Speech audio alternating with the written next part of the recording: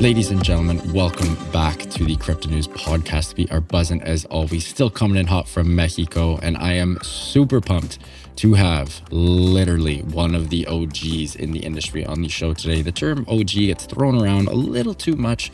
Everyone thinks they're an original gangsta, but this guy is literally an original gangsta. Super pumped to have the one and only Jeff Garzik on the show today, co-founder and CEO of Bloq and leader of the Hemi Network project. He has been at the center of developing and commercializing open source software related to Bitcoin and blockchain tech. He previously spent 5 years as a Bitcoin core developer and 10 years at Red Hat. Jeff, you and I have been in the trenches trying to get this episode to happen. We finally have it. We're locked and loaded. Super pumped to meet you, my friend. Super pumped to have you on the show. How you doing this lovely afternoon? Honored to be here, Matt. Super excited to deep dive into Bitcoin, Hemi, and any and all things crypto, philosophy, wherever the conversation may take us. I love it. But before we get into Jeffcoin, holy crap, talk much. Let's restart that. Jeff, before we get into Bitcoin here, I will say your Twitter is an electric factory. A lot of people in crypto, they only sort of, they're just chilling on crypto Twitter. You're in war Twitter, you're in philosophy Twitter, you're in AI Twitter, space Twitter. You are absolutely everywhere. What areas of life really get you going at the moment? It's all science fiction becoming science fact, honestly. It's from my earliest days as a 6, 7, 8-year-old boy. I always loved science fiction. My father would take me to watch rocket launches, space shuttle launches in Florida, which really got me going on the whole STEM science fiction trail. And really, I feel like we're all building the future right now. We're building the future in crypto, in energy, and AI. It's just my entire career. I've been blessed. I've had the honor of being at the forefront of the internet, itself. I was there before CNN.com was CNN.com.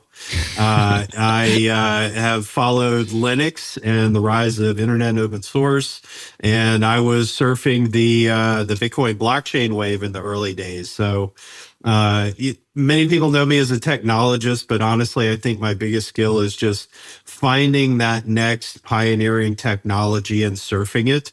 And whether I'm lucky or blessed or however the fates have sorting hat me into the science fiction becoming science fact is continually a theme. And I just love to think about all of how that benefits humanity. Ultimately, I'm in crypto itself, not for the tech, but for how it benefits humanity, how it brings freedom and self-sovereignty to so many people around the planet. Wow, what a start, Jeff. Also, I am totally stealing that line from you. I will give you credit, but science fiction becoming science fact, that is an absolute gold mine. I am going to steal that. I want to go back just one quick second. You are incredible at finding, identifying, and capitalizing trends. Any non-obvious trends that are next? Obviously, everyone's biotech, longevity, AI, blah, blah, blah. Any non-obvious ones that you think maybe the average Joe and Josephine, or even the in-tuned Joe and Josephine might not be cognizant of present day? Absolutely. The top answer that comes to mind is network states. A friend of mine, Balaji Srinivasan, former A16Z general partner, wrote a book, Network States. And that was really, it's not necessarily his idea. It's codifying where crypto has been going for many years. Crypto itself, I argue, is about self-sovereignty. It's empowering the individual. Well, it also helps with collective action problems as well. And one of those fundamentally the network states solve and a nation state is trying to solve are many of these collective action problems. And it's the first fresh take on countries, on the UN, on nations in hundreds of years. And crypto is one of those enablers for the network state. The thesis, quickly summarized, is that first come cloud communities, and we already have that many cloud communities on the internet itself, and those can use technologies such as crypto, such as end-to-end encryption, to start to become more than just a community, become a nation. And from there, you're a virtual nation, and you start acquiring real estate, start making deals with existing countries, and before you know it, you've created a new nation state. So whether it's the United States adding more states to its states, or whether it's new nations, micronations being created, that's, I think, where the next big trend is. I love that. Super cool. I did read the book. I mean, Balaj, he's incredible. I'd love to get him on the pod, but that'll be a tough one. Let's jump back to the early days of Bitcoin for a second here. I'd love if you could tell us your inception story. What kicked you off? Was it a classic, in a hacker forum somewhere on the deep web, found out about it? Was it buying drugs online? What was it that got you into Bitcoin? And I'd love if you could talk about sort of the ethos of Bitcoin and how you, literally were one of the first ever developers for Bitcoin and helped move the Bitcoin needle to where it is today. Sure. Well, to provide some background to the background, prior to getting into Bitcoin, I spent over a decade working on the open source system known as the Linux kernel. That's the core system behind anything you hear Linux. It's running in literally every Android phone. It's running in every computer and every data center in the world. And that's the core of the system in many ways, both technologically as well as spiritually. It's an open source project that's led by its inventor, Linus Torvalds, to this day. And the leadership model is what they call the benevolent dictator model. For the audience, quickly to explain, in open source, anyone can join, anyone can leave at any time. It's fundamentally, that's the open and open source. It's very much a meritocracy. And you're a leader because the users of that software package, Linux in this case, they trust the benevolent leader, but yet there's not a committee, there's not like multiple people voting on changes. It's just one autocratic but benevolent dictator, as the name implies. And that was very successful for Linux. And that's how I found Bitcoin. I found Bitcoin in early July of 2010. There was a website, slash.org. It's, quote, news for nerds. It was a post on a website in July of 2010, now almost 15 years ago. That's very, wild. Very early days of Linux. This was before Bitcoin had a market price. It wasn't yet traded on exchanges, so it literally didn't have value at that point. And so the earliest of early days of Linux, I saw this post, Bitcoin, a decentralized currency. And in my egotism, I said to myself, oh, there's no way it's decentralized. This has got to be 5 servers in some Amazon data center somewhere. It's, I've studied computer science for decades. At that point, I thought I knew distributed systems. And I said, surely, again, there's got to be just 4 or 5 or 10 servers. And I looked at the source code, and because Bitcoin was open source, I could, as an engineer, look under the hood. I could look at the technology of Bitcoin and convince myself that it actually stood up to its own claims, that it was a decentralized currency. In computer science lingo, it was a new way of choosing leaders among a distributed set of nodes or computers. That's fundamentally, in computer science terms, what the Bitcoin consensus protocol does, is it chooses a leader, a Bitcoin node, who will produce the next Bitcoin block. And there are now proof of stake and other consensus mechanisms, but that was the first, and that really grabbed me. I had been, again, science fiction into science fact. It's how I live my life, and that's not an exaggeration. I had been reading in the mid 1990s, and this was 2010 when I found Bitcoin. I had been reading in the mid 1990s a series of books Shadowrun. It's science fiction fantasy, kind of cyberpunk fantasy novels set in the future. And in these novels, there were characters that would hand each other a cred stick, which is what we would call these days. It looks like a little flash drive, little Yeah. USB flash drive. And this would securely transfer in this fictional world millions of dollars with a single click, a single slot of this cred stick. And so I knew that this was going to happen. I didn't know when. I'm not Nostradamus, but it was obvious that this was the direction of technology. So when I saw that slash.org post about Bitcoin, if its claims bore out, which they did, I knew that this was going to kick off a financial revolution. And so I was literally waiting decades for Bitcoin to come along. I knew something like that would come along. And Bitcoin did. I downloaded it. It was open source, which means that software engineers like myself, we can check under the hood and prove that it's actually what it says it is, which it was. And just like Linux, and that's where my Linux experience came in, I just dove in and started creating changes to the software. That's how open source works. It's no one tells you, hey, Jeff, come in here and make this change. It's all about self-motivation of the developers. The developers find it. The developers propose changes that they think are good changes to the software. And if the benevolent dictator, in this case, Satoshi Nakamoto, likes those changes, then they merge your patches, they go into the official software, and the cycle continues. My very first touch point with Bitcoin open source and Satoshi, my very first patch to Bitcoin was rejected. And that was a fun story too. I was so excited about Bitcoin. I downloaded it again. I compiled it, ran it. I was running it on my laptop, making 50 Bitcoins per block in CPU mining. So it's just insane how easy it was to mine in the early days. But I looked at the number of transactions per second. The number of transactions per second were limited to 7. And I sat there and looked at PayPal's transaction limit. It was something like 4,000 transactions per second. And I said to myself, I know that Bitcoin is the future because I've been waiting for it. My thesis is proven.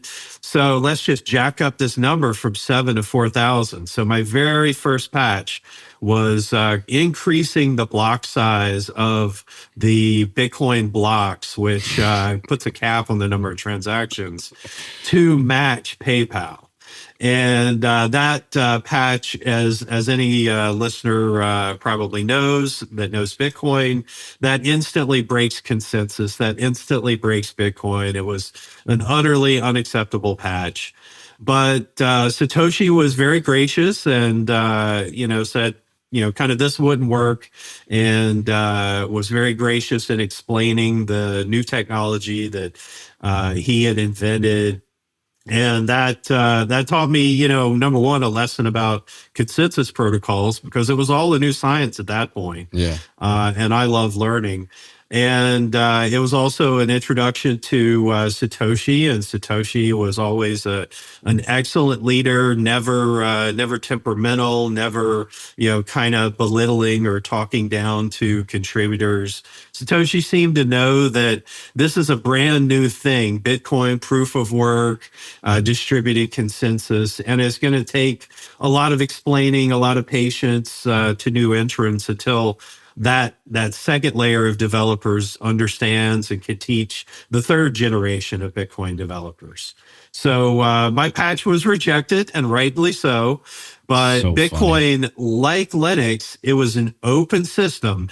Anyone, any bozo, any smart person could show up, post a patch, and it's the system working when bad patches get rejected, as mine was, and when good patches get accepted. And I soon started contributing in a number of different ways to the mining subsystem, to the block download subsystem, to the wallet. I was kind of a jack of all trades all over Bitcoin Core, because Bitcoin Core it was all one application. It was a UI, it was a wallet, it was mining, Yeah. it was a node. Initially, it only ran on Windows, and we had to port it to Linux. So it was really a hairball from a computer science software engineering perspective. No unit tests, no stress tests, none of the Just usual fire away. hallmarks. But it was obviously genius. It was obviously thought through at every single level. As Satoshi himself said, Satoshi says that he had to build the system to prove to himself that it would work. And that absolutely makes sense. But I started contributing. I contributed patches which didn't break the network. Those were accepted by Satoshi and his then number two, Gavin Andreessen, who had just come on board a couple months before and was already Satoshi's number two. And I was in the open source cycle at that point. I would propose changes. Satoshi and Gavin would review them, and Satoshi would merge it and make a new version. It was very fast paced development in the early days. Again, Satoshi, I thought, was not a great coder, but absolutely a genius when it comes to Bitcoin, the system, and a really good project leader too. Is Satoshi knew how to delegate. Satoshi recognized that having like a Windows only hairball of a piece of software that does everything is not the best shape. So, for example, I pulled the mining out of the Bitcoin node and Bitcoin client into a separate CPU miner, which had its own trajectory into GPUs and then FPGAs. Wait, Jeff, and you then started ASICs. That? Yeah. Holy so crap. Even today in today's ASIC mining and hardware miners from Bitmain and others, a kernel of my code, no pun intended, is still deep within the ASIC mining software from the earliest CPU mining days. So was a real journey. So much to learn. I'm happy to talk in detail about that. But that was my Bitcoin origin story. Satoshi, led the way for all of us, including myself. And it was my experience in open source, experience with just show up, produce high quality software, take feedback from the project leader. When the project leader has criticism, you go back, you revise your change, and you submit it again. And that made me ultimately the third most prolific Bitcoin developer in those days. Jeff, I believe you are episode number 384. 383, and that was the best story I've ever been told on the pod. So quick snaps to Jeff. I had goosebumps the whole time you telling the story. That is absolutely electric. Just a couple more follow-ups here, Jeff, about working with Satoshi, as I'm sure so many of our listeners just are infinitely curious about the subject, whether it's him or her, a god, an alien, whoever Satoshi might be. But in your head, and obviously, at least to my knowledge, no one ever spoke on the phone with Satoshi. It was strictly online messaging forums and whatnot. Talk to me about how you guys communicated. Was it just messaging forums? Was it just chat? Was it email? Did you ever get to talk on the phone? Was there, anything like that? And a quick follow-up to that, like, what is your vision of Satoshi, the person? Because you actually had multiple hundreds, if not thousands of touch points. We'll use him as an example for the sake of ease, but what in your mind, if you're chat GPT model and I'm like, Jeff, make me a picture of Satoshi, what are you cranking out? Satoshi was very easy to work with. Satoshi never, used his voice at all. No voice chat, no video, none of that. Satoshi was absolutely amazing with maintaining their anonymity. Satoshi would never talk about, the latest football or rugby scores, or, the weather is really cold today, or nothing. I just watched the latest Game of Thrones. None of that. nothing that would give you a clue about Satoshi outside of the Bitcoin realm. And so the preservation of anonymity was absolutely amazing. The no markers of kind of British spelling or no anachronisms or colloquialisms. So it was, the preservation of anonymity itself, I think, is bar none. Wow. No exaggeration, up there with CIA level of secrecy. And for the record, for the conspiracy-minded people, I'm not drawing an analogy between Satoshi and the CIA. Just saying that level of anonymity preparation was absolutely amazing. It was all forums. It was all for a little bit of private email, but mostly forums. Again, no video or audio chat. And as 2010 started waning, Satoshi said, I'm going to get involved I'm going to be busy with other work. And thereafter, Satoshi would only respond to, the odd every third email if you're adding exclamation points to the subject line or something, trying to indicate some urgency. And then radio silence after that. And to paraphrase one of my favorite movies, The Usual Suspects, the greatest trick that Satoshi Nakamoto ever pulled was stop leaving a data trail. And that's how you preserve anonymity, is if you fade off into the distance, you stop leaving a data trail for amateur sleuths to eventually pick up on. And if Satoshi had kept using Satoshi's email and SourceForge account and other things, I'm convinced that eventually there would have been a prick in the anonymity shield. But disappearing and ceasing to leave a data trail was probably the best thing Satoshi could have ever done. So to this day, and as we record this, HBO just put out a documentary making a further guess on who Satoshi is. Totally wrong. I know the person that they have proposed quite well. Definitely not. So the mystery remains a mystery, and I think that's healthy. I think that I agree. one of the things we used to say, and I think this still applies, is because you didn't know who Satoshi was, you didn't know Satoshi's resume, Satoshi's CV, you were forced to focus on the technology and does the technology work. It's not an appeal to authority of, oh, Satoshi said this, therefore it must be true. It was the exact inverse. It's look at the code. You don't have to trust what an anonymous individual says. All the information is right there in front of you, and you can make your own mathematical evaluations yourself, your own cryptanalysis, and you don't need an opinion from authority. And so that was another nice thing about Satoshi's anonymity. For example, and I don't believe Elon Musk is Satoshi, just to preface, but if Elon Musk was Satoshi, there would be all this extra baggage of, Elon Musk said this and that, and his politics and this and that. And because Satoshi was just an empty slate, a blank sheet of paper, you could focus on Bitcoin itself and see that Bitcoin really was a foundational, multi-decade, world-changing type of technology. Jesus. Jeff, what a start. Holy crap.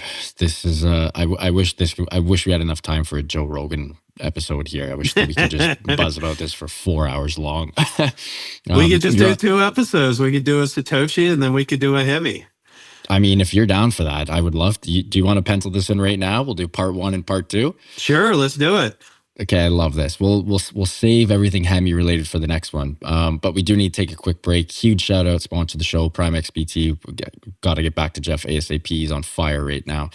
Huge shout out to Prime XBT, longtime friends and sponsors of the Crypto News Pod. We love the team at Prime XBT as they offer a robust trading system for both beginners and professional traders. It doesn't matter if you're a rookie or a vet, you can easily design and customize your layouts and widgets to best fit your trading style.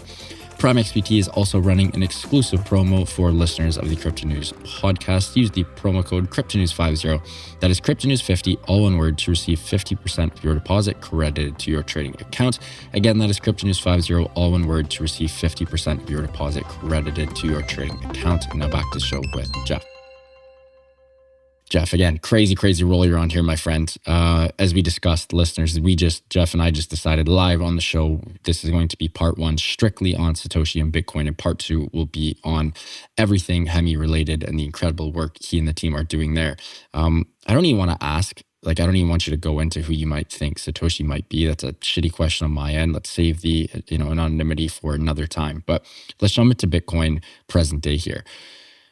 I don't think I've ever been so bullish on Bitcoin. I think with sort of the macroeconomic aspects of the world, with the multiple wars, with the shit show, everything else, AI, I think Bitcoin is absolutely incredible. I know you and I are obviously in the same yacht here. Of course, your bias is probably even stronger than mine, as you were literally one of the friggin' core devs for Bitcoin. But what are your thoughts on the current state of Bitcoin? In October 2024, the election, a couple days away. By the time this episode airs, the election will be a couple days after this. What is your present day thoughts specifically on Bitcoin? The promise is absolutely coming to the fore now as we record this.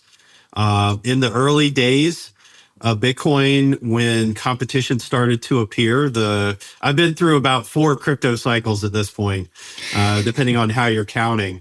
The very first crypto cycle, taking people back in history a little bit, was photocopy the Bitcoin source code, change a couple names, and then you have a new coin. It wasn't, for the youngsters in the audience, to launch a new token, it's not just let me blat out a contract on Solana or Ethereum and I have my token. You had to, as Litecoin did, as Doge did, you had to create a whole new network just for your token. It was very, very old school. You had to create a whole new proof of work network with a set of miners. The canonical example being Litecoin, you photocopy the Bitcoin source code, and then you need a network of miners, you need a network of nodes, et cetera, just for your one coin. And it was a lot of effort from that sort of standpoint. But the bottom line was that we would look at that and we would say, okay, let's play this story out. And in 5 years, we'll just take the features that everyone develops and put them back into Bitcoin. And that cycle is a lot longer, but it's still playing out as true, meaning that people are coming here now in October 2024 back to Bitcoin after developing on other systems. They're building rollups, they're building ordinals, runes, secondary tokens on the Bitcoin protocol, Bitcoin anchoring as we do in Hemi. And all of that is the kind of coming full cycle that was always predicted. You start a new network, it has a token and a new feature. This is kind of the generic pattern. And, VC money comes in and you try to build a network. But if you fast forward that picture 10 years, which we're now into year 14 or 15, depending on how you count, of Bitcoin, those features, those networks, those new networks, unless you've got an amazing staying power like Ethereum, and there are reasons why we're building in Hemi on both Bitcoin and Ethereum, but 99% of the networks just fade away. It's kind of the same thing as what they call power law in venture capital. In venture capital, venture capitalists assume that 90% of their investments will fail and make no money at all. 5% will make their money back, and that final 5% is where all their profits come from. And that's called power law in mathematics. And you see the same thing play out, but even more so with both tokens, blockchain tokens and blockchain networks. From a freedom perspective, anyone can create a token, and that's amazing from a freedom perspective. From permissionless innovation, we should encourage open networks and permissionless innovation. But from a macroeconomic perspective, When the cost of digital asset creation is zero, that means we'll be flooded with tokens. We'll be flooded with networks, and most of those will be worthless. 98% of those will be worthless. So, 1% will have some worth, and the final 1%, the Bitcoins and Ethereums of the world, they will have all the network effect, all the value. And we're seeing that play out as macroeconomics tells us. And so where is Bitcoin in 2024? It's bomb-proof. If we were at a high school prom, Bitcoin would be voted most likely to succeed. It's most likely to be here in the next 10 years, given all the factors, all the wars, all the politics. It's gotten the most staying power of any blockchain. And I call it the root of the crypto tree. If you're not, 100%. if you don't have, on the regulatory side, if you don't have a basic regulation for Bitcoin, then you definitely don't have a basic regulation in your nation for any of these other tokens. And inversely, Bitcoin's leading the way in that it's most likely to be legally considered a currency, not a security, and not some of these other legal categories that are a little bit more troublesome. And so from a technology perspective, it's the most secure. From a regulatory perspective, it's the most secure. And anytime any of these world events happen, one of my tweets that I love to just hit the button and repost is Bitcoin keeps ticking. Is a question, is a block being produced? Answer, yes. And so no matter what happens out in the world, the Bitcoin system continues. And so it, to me in 2024 is undisputably the king in terms of security, the king in terms of staying power, the king in terms of all the other ancillary businesses, both in traditional finance as well as new finance, such as institutions, institutional custody, certified financial advisors being willing to play with it. Bitcoin is in the tops of all those categories today. The only, I don't want to say cautionary note, but observation is I'd say it's far less changeable today. It's maybe even ossified. You might even apply that word to it. It's difficult to upgrade, possibly impossible to upgrade, considering some of the recent efforts, OpCat and some of the other opcodes that people want to add. But that, to me, that's not a negative on Bitcoin's success. That plays into its staying power, that plays into its security. So that's all part of the Bitcoin story. And again, high school prom, who's most likely to succeed today in October 24? We have so many more options than we did in July of 2010 when I got into it, when there was literally only one option. But today, as I sit here talking to you, my answer is still Bitcoin. Yeah, well said, Jeff. One thing I get asked from friends and family and just sort of peers that aren't in the crypto space is they go, Matt, how is it truly decentralized? And then I sort of tell them, and they go, okay, I get this. This makes sense. And well, why isn't Ethereum or the others decentralized? And I tell them and they go, that makes sense.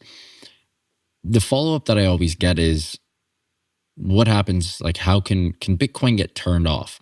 In my sort of answer to that, Jeff, is obviously the only way it could get turned off is like if a legitimate ice age or World War III, I don't even mean World War III, I mean a world-ending war or nukes started happening. Unless electricity gets turned off globally, that is the only way that Bitcoin could technically go offline, right? Am I missing something there? Yeah, that's right. If you lose the internet, you lose Bitcoin. Yeah. But if you still have the internet, you still have Bitcoin. Going back to the 1970s, the beginnings of the internet itself, it came out of DARPA in the United States, the Defense Advanced Research Projects Agency. And the whole point was to survive a nuclear war, to have a network that would route around. Really? Yeah, that was the whole point of the internet in the early days. It's a decentralized network that can survive a nuclear war. And so Bitcoin is an internet currency, and Bitcoin is going to be the currency that can survive a nuclear war as long as the internet itself survives a nuclear war. I'm just writing that. I never even knew that, Jeff. Did not have a clue.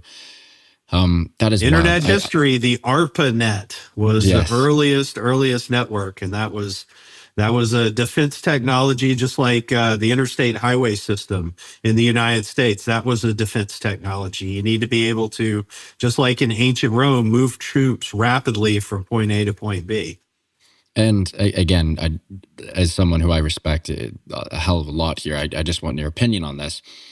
A follow-up to that question that I, again, often tell people is like, will they go, well, okay, if the internet shuts down, like then all that, the trillions of dollars in Bitcoin it's gone. And I'm just like, well, realistically speaking, if the internet shuts down, I would assume the world probably ends, right? Like you know what I mean? I can't see a world in which we can make shit happen or continue to live without the internet. I feel like that would just you're back to using bullets and whiskey as currency at that point.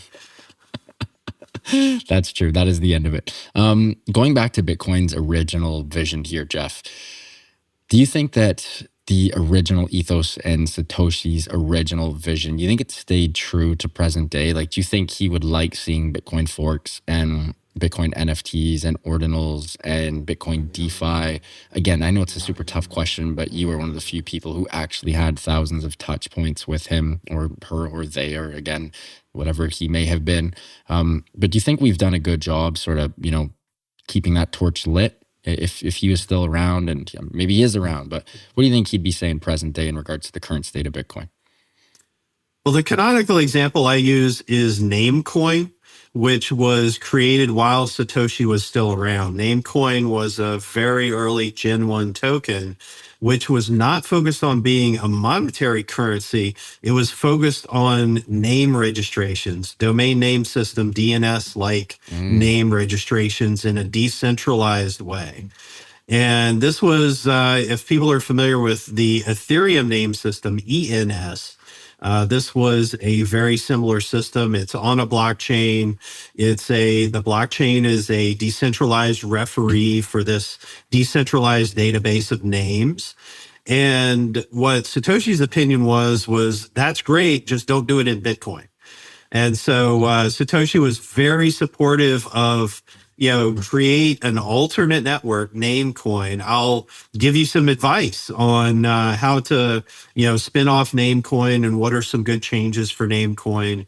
But he didn't want that in Bitcoin itself. He didn't want, to put a decentralized name system or any other kind of secondary systems directly into Bitcoin. He wanted to keep Bitcoin more programmable within the Bitcoin script system, more on the programmable monetary crypto type of use cases. And there were Omni, Counterparty, some of these earlier second token on top of Bitcoin type systems that are similar now to the BRC20 standard and some of those other standards. Those existed, and it was kind of a grudging, we can't prevent it type of acceptance, but at the same time, it wasn't a wholehearted embrace. I think Satoshi just wanted to finish building out the vision that Satoshi had for Bitcoin. Some trivia in the very, very early days, there was inside the Bitcoin software, inside the client itself, there was an unfinished marketplace, kind of like an eBay, but decentralized. And there was an unfinished poker client, the card game of poker. Come on. And those were, the very unfinished and ripped out in the early days. But Satoshi was always focused on monetary use cases, programmability, decentralized money, and how and where to use decentralized money. And none of the kind of inscriptions type of use cases really even existed. There weren't in 2010, 2011 a lot of NFT type of use cases. There were a couple ticketing ideas like this little crypto token equals a Ticketmaster ticket to a concert type of idea. But that was mostly off-chain, not built into the Bitcoin system itself. And so I think Satoshi would similar to back then, just kind of grudgingly accept that it's impossible to keep people from squatting data into the Yeah. Bitcoin blockchain, but that wasn't really Satoshi's ideal outcome, I think. Yeah, well said. Jeff, we are getting a little tight for time for round one, that is. And folks, we will get into round two where we discuss everything Bloq and Hemi related. But last question here, Jeff. And again, I love how this has been on sort of the history and present state of Bitcoin. And it's going to be a perfect segue into round two where we talk about the future of Bitcoin, which obviously has a shit ton to do with what you and the team are building at the Hemi Network. But last question on Bitcoin before we wrap up here, my friend, the Lightning Network. Everyone is talking about the Lightning Network. It's still very trendy. I think it is sort of the catalyst that will allow Bitcoin to scale and get to that, next point and really allow the masses to use Bitcoin as sort of not just a store of value, but more of a transaction network, almost like payment rails. What's your current take on the Lightning Network? Do we got a lot of work to do with it? Is it scalable enough for us to get to where we want to be? Give me your sort of 360 overview on the Lightning Network. I'm personally a fan, but I think it has macroeconomic challenges. I've done token trading through the now I think defunct Open Dex network, which allows you to trade Bitcoin with ERC20 tokens, Bitcoin with Bitcoin with Litecoin over the Lightning Network. And that was a real proof point beyond Bitcoin payments itself. But the macroeconomic challenges are such that you still need an on-chain transaction in order to start using the Lightning Network somewhere. And that creates some funding challenges such that I have to fund a channel in order to receive money and other kind of weird starting problems, as I call them in macroeconomics. And so I think it will be very effective with existing Bitcoin businesses, such as making deposits into Coinbase and other exchanges. Eventually, Binance, Coinbase, I'm convinced, will allow semi-decentralized trading, meaning that Lightning will let you keep your Bitcoin in your wallet until the moment of trade, but you still have access to the order books and liquidity and high trading volumes that Coinbase and Binance offer.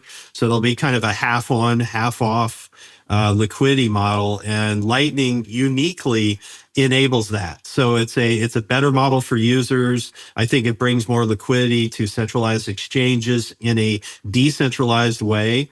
And so there are a lot of advantages to Lightning in that regard. But if you're talking about buying coffees at Starbucks, there's still you got to get on-chain first challenge, which that's a big, big gate to people who make $5 a day. And I really want crypto to scale to literally 8 billion people plus on this planet. Every single person should be able to be self-sovereign and have the freedom to choose where and when and how their money is used.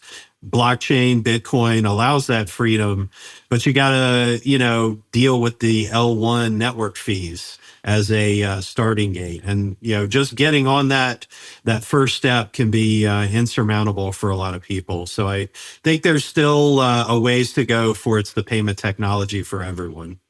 I mean, one last question here, because that was such a good way to end on. How do we fix that problem? And just to throw my 2 cents in the cookie jar here. Even in onboarding, I'm Canadian. I'm born and raised in Toronto, live in Toronto. Even onboarding my Canadian friends, it's an absolute shit show, Jeff. It's nightmare fuel. You need to use a centralized exchange. They KYC the shit out of you. Then you finally get your Bitcoin on a centralized exchange. Then you need to send it to a Ledger or a Trezor or anything to actually have, self-custody on it. And then if you want to go use it, at a store and do something, there's only a couple stores in Toronto that accept Bitcoin, but then you got to transfer it to, a hot wallet. It's an absolute nightmare. Let's just focus on step one here. How can we make getting Bitcoin easier for everyone? Fundamentally, we got to get back to our peer-to-peer roots. Unfortunately, government regimes have really clamped down on the whole KYC thing. It's the government's goal sadly, that every Bitcoin should be tracked at KYC level. And we absolutely need to push back on that and lean into this is freedom of speech. This is freedom of association. This is, the fundamental freedom of thought that I can transact with whom I want. And I can make my own judgments about who is good, who is not good, et cetera. And I don't need a third party nanny making those decisions for me. And fundamentally, we've got to it's a societal problem, not a tech problem, is how do we get to that point where you're in my trust network. And so that's all I need. Matt is in my trust network. So that's all I need. And there shouldn't be a middleman saying, well, Matt hasn't performed this, paperwork in some distant bank just to get freedom money. Freedom money should be freedom money. Well said. Jeff, what an episode, man. This was beyond incredible. Super grateful for your time. Can't wait for round 2. Absolutely wild. And folks, again, Jeff was a core developer, literally one of the earliest core developers of Bitcoin, also 10 years at Red Hat, and of course, co-founder and CEO of Bloq, and is also the leader of the Hemi Network project. Next time you guys hear both of our lovely voices, we will be taking a deep dive into everything Hemi Network related, how Jeff and the team are building on Bitcoin and ETH, and how they are literally creating an interoperable future that can actually scale and get us to the place we want to be. Jeff, absolutely incredible. Appreciate your time so much. And folks, get ready for the next one.